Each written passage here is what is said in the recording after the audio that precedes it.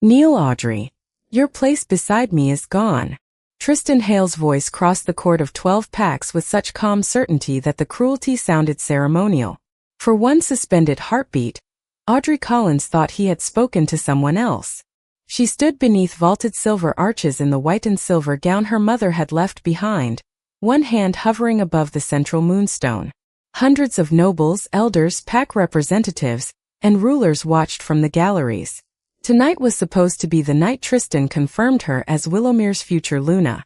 Instead, her younger cousin Vivian stood beside him in pale blue silk. The Luna crown waited on a velvet cushion behind her. Audrey looked from the crown to Tristan. "What did you say?" His amber eyes did not soften. The Southern Alliance requires a stronger Luna. Vivian's family controls the southern grain roads and 3 border companies. She will stand beside me. A whisper moved through the court. Audrey felt every gaze settle on her, on the gown her mother had sewn, on the place beside Tristan that had belonged to her until a few breaths ago. Her Aunt Helena stepped forward. "Do not disgrace this family. Kneel, withdraw your claim, and allow the ceremony to continue." Audrey turned toward the woman who had raised her after Grace Collins died. "You knew." Helena did not answer. Lord Preston Vale, head of the Willowmere Council, lifted a sealed parchment bearing 12 marks. "Vivian's household brings the support Willowmere needs. Your cooperation will preserve your family's standing." Tristan reached toward Audrey as though he meant to comfort her. He stopped before touching her. "This does not have to become a humiliation." Audrey almost laughed. "You are rejecting me before 12 packs. "Kneel willingly," Tristan said, "and the official record will state that you released me from our agreement." The central moonstone turned cold beneath Audrey's hovering hand. The chill was immediate, sharp, wrong. Since childhood, she had felt moonstone warm beneath honest vows. She had never felt one freeze. Audrey slowly looked at Tristan. "You want me to tell them this is my choice? I want you to do what is necessary. After I kneel, may I leave Willowmere?" Silence. "May I refuse to serve Vivian's court?" Helena looked away. Audrey's voice lowered. "May I choose my own future?" Preston rolled the parchment closed. "Your future remains subject to your pack." The moonstone became colder. Audrey finally understood. They were not merely taking Tristan. They were taking the right to say she had never agreed. Vivian's fingers trembled near the crown. "Audrey, I was told you had accepted the arrangement." Audrey turned toward her. "Did you ever ask me?" Vivian lowered her eyes. Tristan's patience thinned. "Enough. Kneel and end this with dignity." Audrey's heart struck against her ribs. She remained standing. There is no dignity in making a woman thank you for rejecting her. The entire court went still. Preston raised one hand toward the guards. A chair moved across the royal platform. Alpha King Dominic Ashford of Stormvale rose from the gallery reserved for independent rulers. He descended the steps without haste. No anger in his movements. No challenge for spectacle. Only absolute control. Preston stiffened. "This is an internal Willowmere matter." Dominic stopped at the edge of the ceremonial floor. "Not when 12 packs are being asked to witness coercion and call it consent." Tristan faced him. "You have no authority over Willowmere. Perhaps not over your crown." Dominic's gaze shifted toward Audrey. "But no crown has authority over a woman's right to remain standing." Then he looked at Tristan before the entire kingdom. "If she must kneel for your crown, then your crown is not worthy of her."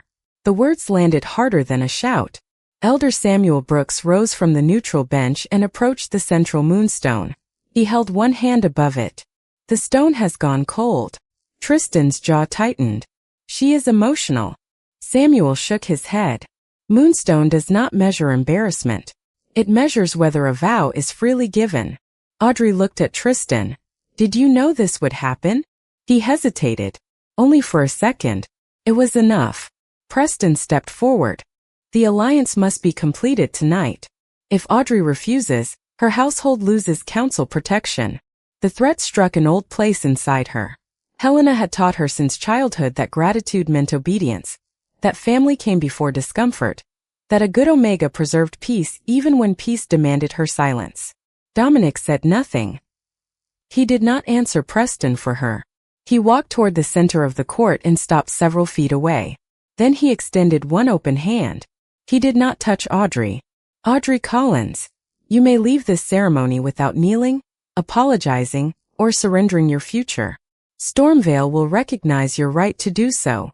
A breath moved through the court. Tristan stared at him. You would undermine Willowmere for an Omega you do not even know? Dominic never looked away from Audrey. I am not choosing for her. I am making certain she has a choice. Audrey stared at the offered hand. Behind her stood Tristan, the man she had trusted, the man who wanted her surrender written as consent.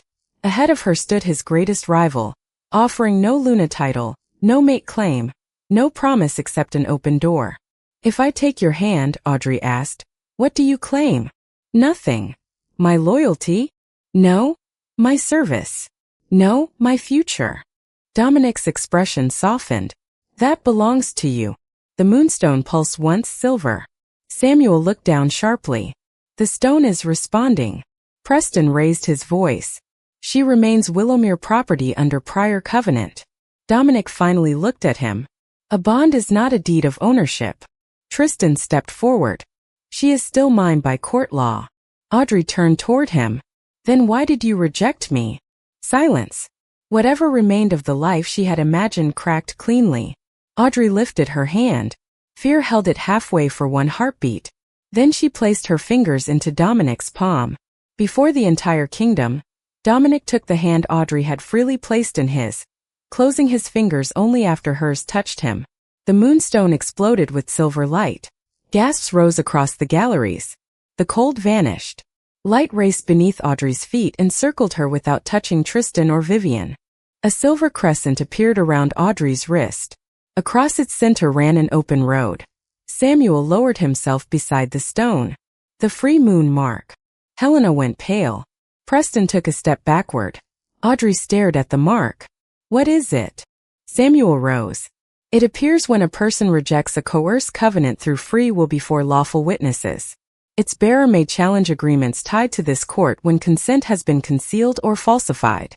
That was enough. No crown had chosen Audrey. No new master had claimed her. The mark had appeared because she had chosen herself. Dominic loosened his hand immediately. Audrey withdrew hers. He did not reach for it again. Samuel raised his staff. Until this mark is examined, Audrey Collins is under neutral covenant protection. No alpha, household or council may detain her without a hearing before the 12 packs. Preston's mouth tightened. The Willowmere gates are closed. Dominic answered calmly. The neutral road is not. He looked at Audrey. I can show you where it begins. Whether you walk it is yours to decide. Before we continue, where are you watching from? Drop your city or country in the comments below. And if you believe strength should protect freedom, not control it, hit like and subscribe. These stories remind us, true strength is gentle, and love without choice is only another cage. Now back to Audrey. She looked once at Vivian's crown, once at Tristan, then at the moonstone reflecting her without chains. Audrey stepped away from the ceremonial floor. Tristan called after her. If you leave with him, whatever remains between us is over. Pain moved through her. Real pain. Not every memory had been ugly.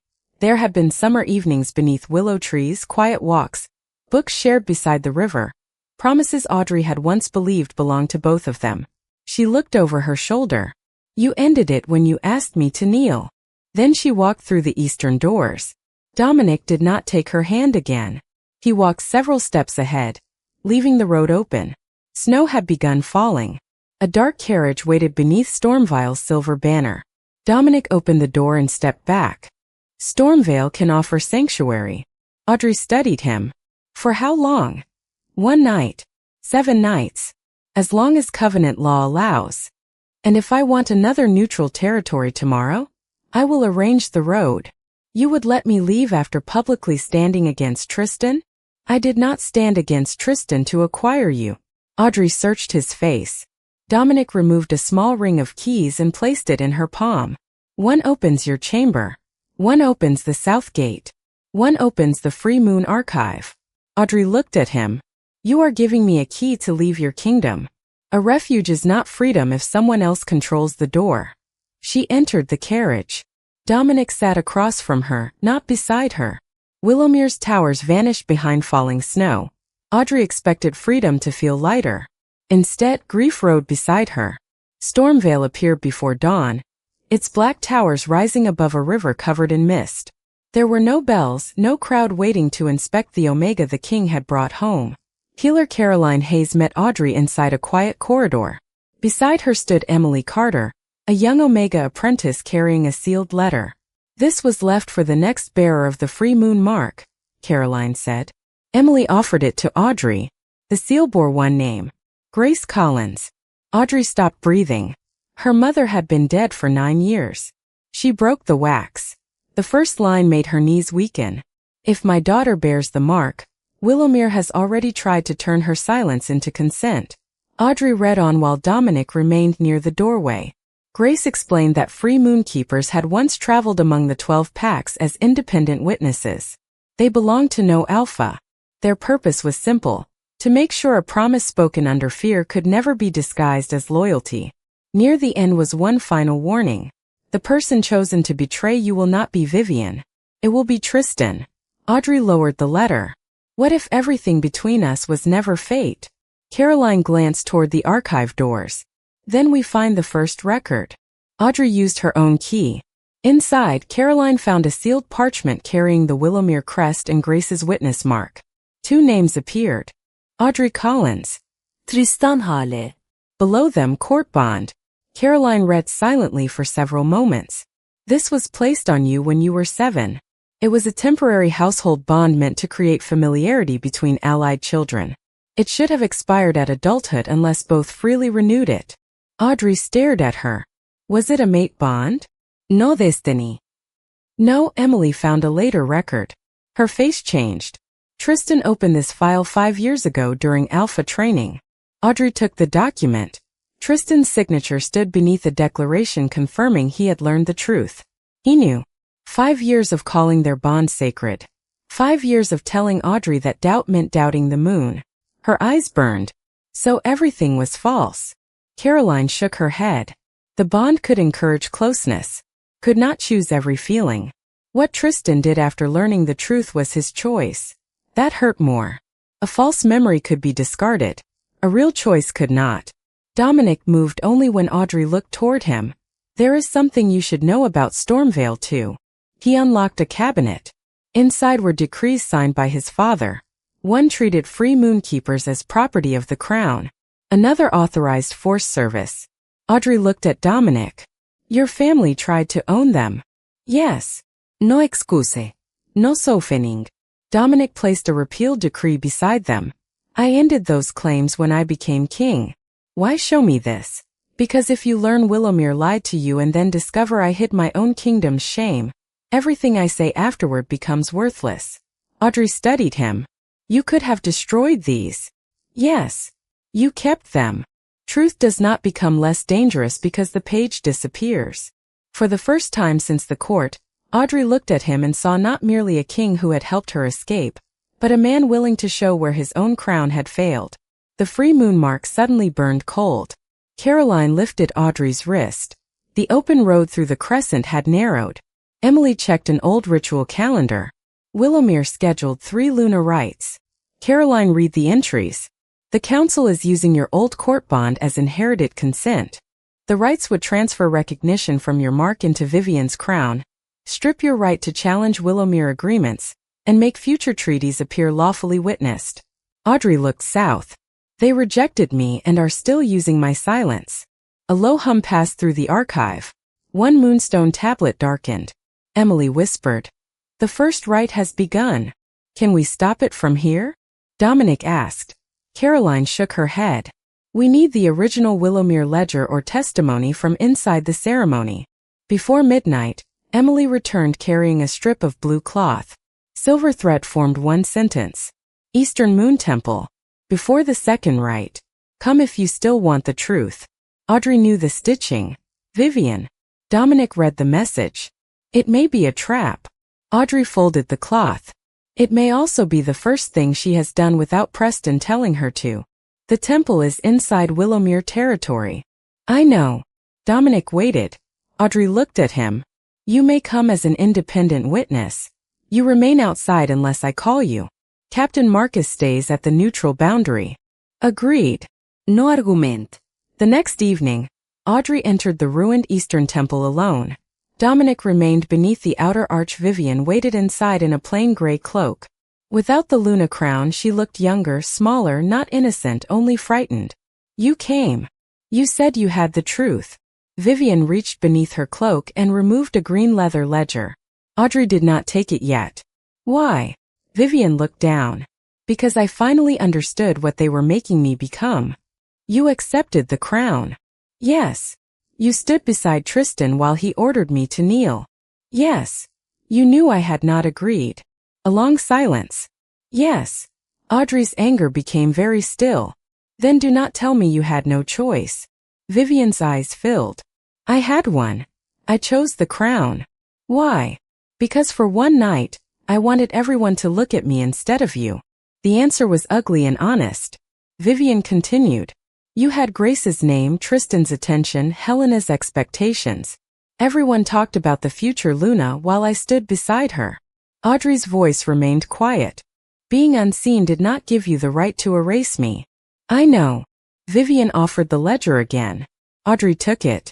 3 rights were listed beside her name. The first was already marked complete. The second would strip her right to challenge Willowmere covenants. The third would use Vivian's Luna crown to validate future treaties through Audrey's inherited free moon line. Audrey looked up. They are not making you Luna. Vivian gave a bitter smile. No. They are making both of us tools. Vivian nodded. After the first rite, Preston locked me inside the Luna Tower except when I was needed for ceremony. Audrey turned another page. Helena's signature appeared beneath the original court bond. Another note authorized Grace's testimony to be removed from the archive. Vivian whispered. She tried to stop it. A shimmer appeared beneath the ink. Words written in Grace's moonscript emerged. The final record waits where the first keeper taught her daughter to listen to stone. Audrey knew the place. The old Willow Chapel. A hum moved beneath the temple floor. The second rite had begun. Vivian looked toward the door. What do I do? Go back. They may force the final ceremony. Delay them. Refuse the mirror. Claim illness. Demand Elder Samuel. Vivian's voice broke. You still trust me? No, Audrey closed the ledger. But I trust that you now understand what happens if you remain silent. Vivian nodded. Before leaving, she whispered, I am sorry. Audrey did not soften. Be truthful when truth costs you something. Then one day your apology may mean something. Vivian disappeared through the rear passage. Dominic entered only after Audrey called his name. Where did Grace teach you to listen to stone? The old Willow Chapel. Then we go. They reached it near midnight. Beneath the ruined floor, Audrey found a hidden chamber. A shallow handprint had been carved into the moonstone door. She placed her palm inside. For one frightening second, nothing happened. Then warmth moved through the stone. The door opened. Dominic stopped at the threshold. You should enter first. Audrey looked into the darkness. Come with me. He waited. As a witness. Dominic inclined his head. Only as a witness. They descended together. At the center of the chamber stood a round moonstone table Audrey remembered from childhood. Grace had once taught her there that honest promises warmed the stone. Audrey found a hidden compartment beneath its edge. Inside rested a blue memory crystal wrapped in Grace's white handkerchief. She placed it on the table. Silver light rose. Her mother appeared, not alive, not a ghost, but a memory preserved in sworn moonstone. Audrey, if you are seeing this, they have already tried to turn your freedom into proof for an alliance you never chose. Audrey covered her mouth. Grace explained that the free moon mark gave no authority over others. It existed only to reveal when a covenant had been built on concealed pressure. The court bond with Tristan had never been fate. Neither child could consent. But Tristan must answer for what he chose after learning the truth. Vivian must answer for what she accepted. Helena and Preston must answer for what they planned. None of their choices defined Audrey. The memory dimmed, then brightened again. To break the false alliance, return to the court of 12 packs. Place your hand on the central stone. Speak without kneeling. If the mark recognizes your voice as free, every agreement built upon your coerced consent will lose its claim. Audrey turned toward Dominic. No Stormvale soldiers inside. Agreed. No royal guard on the ceremonial floor. Agreed. You stand in the independent gallery and speak only if I ask. Agreed. Grace's memory brightened one final time. The king who takes your hand must also know when to let it go. The light vanished. Audrey looked toward Dominic. He stood exactly where she had asked him to stand. Not closer. She understood. The first time Dominic had given her a way out. The next time he would have to trust her to stand alone. Before dawn, Samuel's summons reached all 12 packs. The final lunar rite was scheduled for the following night. Audrey wrapped Grace's memory stone in the white handkerchief. We return before sunset. Dominic stepped aside from the doorway. Then the entire kingdom will hear you standing. The court of 12 packs was already full when Audrey returned. Every gallery was occupied. The 12 stones glowed around the central floor. Vivian stood beside the ceremonial table wearing the Luna crown, but she looked nothing like a victor. Preston stood near the central seal. Helena beside him. Tristan at the foot of the dais. Dominic entered behind Audrey with Caroline, Emily, Samuel and neutral recorders. Captain Marcus stopped outside. Dominic climbed to the independent gallery. Audrey entered the ceremonial floor alone. Preston's voice cut across the court. This tribunal is closed. Samuel lifted the summons. A free moon challenge cannot be closed before the final covenant is sealed. Tristan stared at Audrey. You return with Stormvale witnesses and expect anyone to believe this is not jealousy? The central moonstone immediately turned cold. Samuel looked down. Part of that statement is false. Audrey faced Tristan. Yes, I was hurt when you chose Vivian. The stone remained clear. But I came back because you are using a bond placed on me as a child to make this alliance appear lawful. Caroline placed the original court bond before the neutral scribes. Emily placed Tristan's renewal record beside it. The ledger followed. Then Grace's memory stone. Samuel read the essential facts. Audrey had been 7, Tristan 14. The bond had no lawful right of marriage or ownership. It should have ended at adulthood. Tristan had learned the truth 5 years earlier. Audrey looked at him. You knew. Tristan's face tightened. Yes. The stone remained clear. And you still called it fate. I believed what we had could become real. That was not yours to decide for me. Vivian slowly removed one glove. I knew Audrey had not agreed to withdraw. Helena turned sharply. Vivian. Vivian flinched, then continued. I accepted the crown because I wanted what Audrey had. I told myself she would be released afterward. When I learned the council intended to take my right to refuse too, I understood what I had helped them do. Vivian lifted the crown from her head and placed it on the velvet cushion. I surrender the Luna claim. Whispers rolled across the kingdom. Preston struck his staff against the floor. The regret of 2 frightened women does not invalidate an alliance. Audrey placed Grace's record beside the ledger. My mother discovered the same plan years ago. Helena stepped forward. Everything we did was to preserve this family. The central stone froze. Audrey looked at her aunt. No. You preserved control. Preston moved toward the final seal. Silver light surged beneath the stones. The free moon mark on Audrey's wrist suddenly began closing. Pain shot through her arm. Dominic moved in the gallery. Audrey raised one hand. Stop. He stopped immediately. Every line of his body held tension, but his hands remained at his sides. Preston smiled. Too late.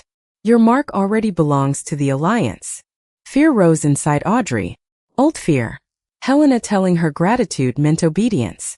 Tristan calling childhood programming destiny. Preston telling her a pack owned her future.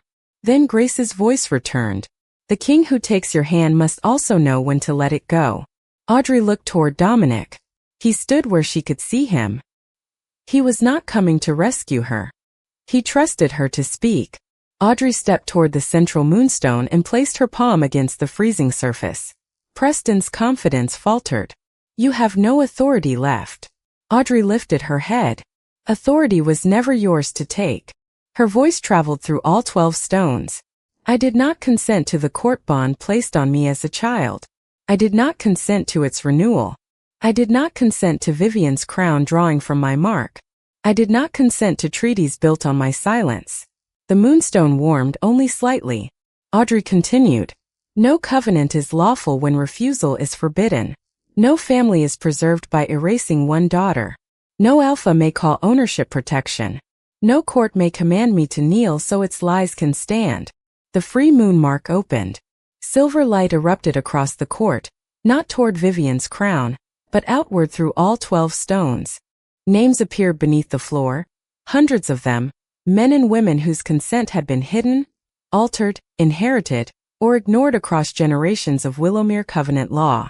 Neutral scribes began reading them aloud. Vivian's Luna claim vanished from the crown. Relief crossed her face. The court bond between Audrey and Tristan appeared once in silver light, then dissolved.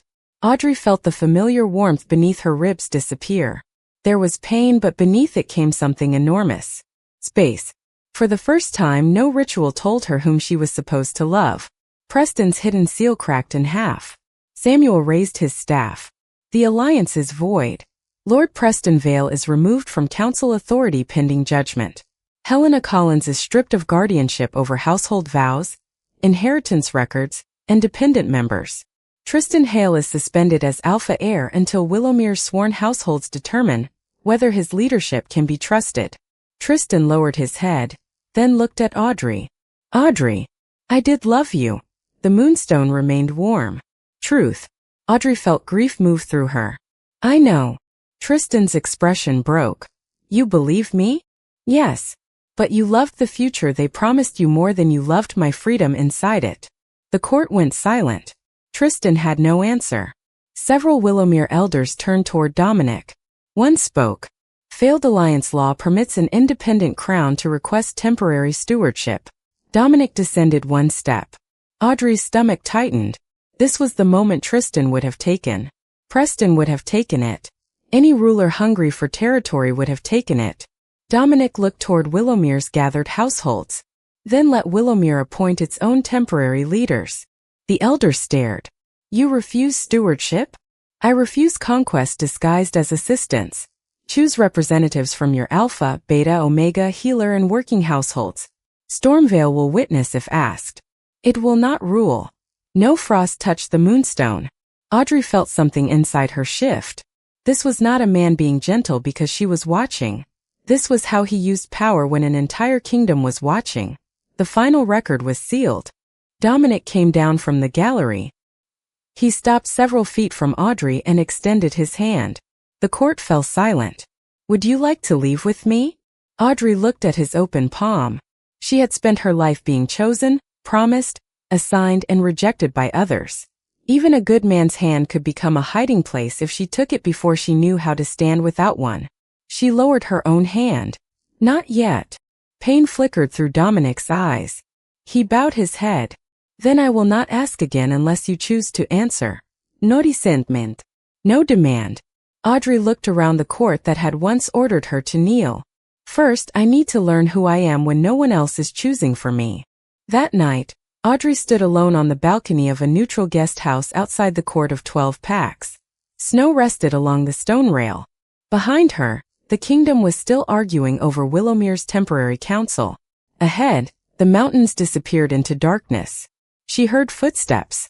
Dominic stopped inside the open doorway. He did not cross the threshold. I can leave. Audrey looked over her shoulder. No. You may come out. Dominic joined her at the rail, leaving a respectful space between them. For several moments neither spoke. Audrey finally said, You were hurt when I refused your hand. Yes. But you did not argue. You had already spent your life explaining your no to people who thought they deserved a different answer. Audrey looked toward the mountains. I do not know what I feel about you. You do not need to. I think about you. Dominic's mouth almost curved. That sounds inconvenient. Despite herself, Audrey smiled. Only briefly. Then the smile disappeared. I am afraid that I might choose you because you were kind when everyone else was cruel. That would not be enough. She looked at him. No. No. I do not want gratitude pretending to be love, any more than you wanted obedience pretending to be consent. The words settled quietly. Audrey swallowed. And if I never choose you? Dominic did not look away. Then I will still be glad I took your hand that night. Why? Because you needed an open door. You did not owe the door your life because you walked through it. Audrey felt tears rise. She reached toward him, stopped, then lowered her hand. Not yet. I know. Dominic turned toward the doorway. Dominic. He stopped. Thank you for not pretending patience is the same as waiting for payment. His gaze met hers. Good night, Audrey. Then he left. 1 year later, the House of Free Vows stood on neutral land between Willowmere and Stormvale. Its doors opened outward. Every private chamber could be unlocked from within. No person entering the building was required to kneel. Audrey served as first keeper, not Luna, not royal consort, not property of an alpha line. Every mate claim, marriage vow, inheritance agreement, and interpact covenant brought before the house required clear consent before neutral witnesses. The names restored by the 12 stones filled an entire silver-bound register. Emily Carter read them aloud each winter so silence could never erase them again. Caroline trained new Omega witnesses. Vivian worked in the archive. Some families refused to forgive her. She never demanded they should. She restored records, returned stolen inheritances, and sat with people harmed by agreements she had once helped support. Trust between Audrey and Vivian returned slowly, not because Vivian had surrendered 1 crown, but because she kept telling the truth when no reward followed. Willowmere elected a temporary council made from Alpha, Beta, Omega, Healer, Farmer and Craft households. Tristan lived outside the ruling estate. Months after the judgment, he sent Audrey 1 letter. He did not ask her to return. He wrote, "The court bond made our closeness feel inevitable. It did not force me to hide the truth. I chose the future promised to me over your freedom inside it." Audrey read the letter once, then folded it. She felt sadness. Nothing more. Dominic kept his promise. He never asked for her hand again. When the house requested stone from Stormvale, he sent it beneath a contract granting his crown no ownership. When Audrey asked for archived covenant records, he sent copies. When she did not invite him, he did not visit. When she did, he came without ceremony. Over the year, Audrey learned small things about him. He disliked sweet wine. He read legal reports before breakfast. Children were not afraid of him because he always lowered himself when speaking to them. He repaired broken things badly but stubbornly. He carried his father's failures like a warning rather than an excuse. And when Audrey disagreed with him, he listened before defending himself. One spring afternoon, Dominic arrived to witness the opening of a new road connecting 3 neutral sanctuaries. After the ceremony, Audrey found him near the willow garden. He stood beneath the first green leaves of the season. "You are leaving? The road closes at dusk." Audrey looked toward the gate. For a year, Dominic had always been the one to leave because she had asked him to, because he had promised. She walked toward him. He watched her come. Did not move. Audrey stopped 1 step away. "Do you remember the first time you offered me your hand?" "Yes. I thought taking it meant choosing between you and Tristan." Dominic's eyes remained on hers. "And now? Now I know leaving him was not choosing you. It was choosing myself." "Yes. And I needed to know I could build a life without becoming someone's reward." Dominic's expression softened. "You did." Audrey looked at his hand, then at him. "Dominic Ashford." His attention sharpened. "This time do not offer." He remained still. Audrey extended her own hand. "Now I am asking." Dominic looked at it, then back at her. "As your king?" "No." "As your protector?" "No." His voice dropped. "Then what are you asking me to be?" Audrey smiled. "The man I freely choose." Dominic placed his hand into hers, not before, not around, into. Audrey closed her fingers first. Nothing exploded. No moonstone split the sky. No ancient law announced that destiny had spoken. The world remained quiet. Warm spring wind moved through willow leaves. Somewhere inside the house, Emily laughed. Nothing forced the moment to be sacred. They chose to make it sacred. Dominic lifted her hand slowly and stopped before bringing it closer. Audrey stepped toward him instead. When he kissed her, he waited for the final inch to belong to her, and she gave it freely. Months later, the Court of 12 Packs amended the Moon Covenant. No childhood bond could be renewed without adult consent. No silence could be recorded as agreement. No alpha could treat pack membership as ownership over a person's future.